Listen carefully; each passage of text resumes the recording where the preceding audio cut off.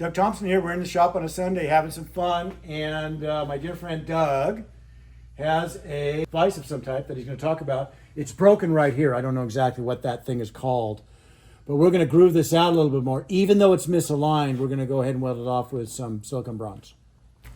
So this is an old pattern maker's vise.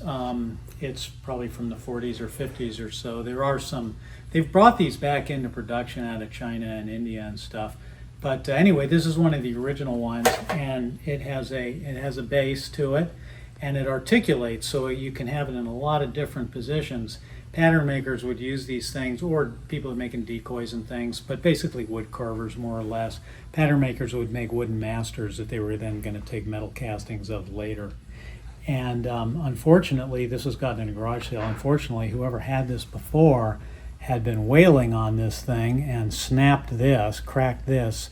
They also cracked it here. They attempted to repair at some point, but I didn't see at the time that I got it that there was this fracture in here because I never opened it up that far. It was hidden back in here. These are not meant to sustain heavy forces. They just hold things still while you do some carving or painting or things like that, but you shouldn't be whaling on them, and clearly they went whaling.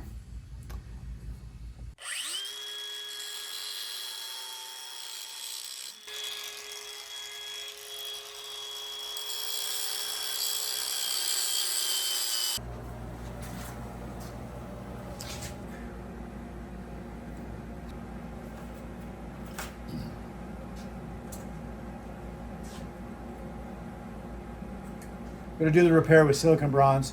I think that what I've heard and what I've used are either nickel 99 or silica bronze.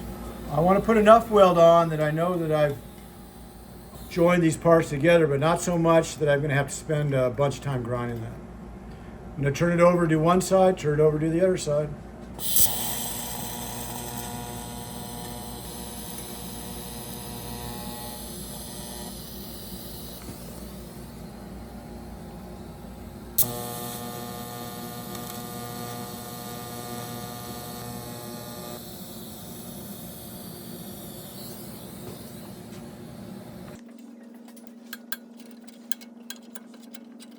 The bright gold areas here and here, looks like a dental filling, that's the silicon bronze.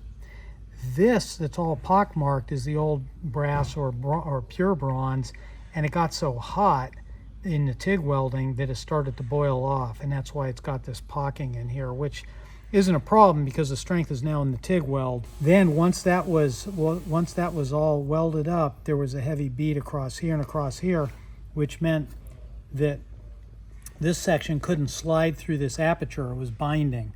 So I just took a ball grinder and a sander and laid it back as much as was needed to gain clearance in through here. This is kind of a rough aperture, so it was easy to hang up. So it's not super clean or anything like that, but it's functional again, and it's probably with the silver bronze, it's as strong as the original casting.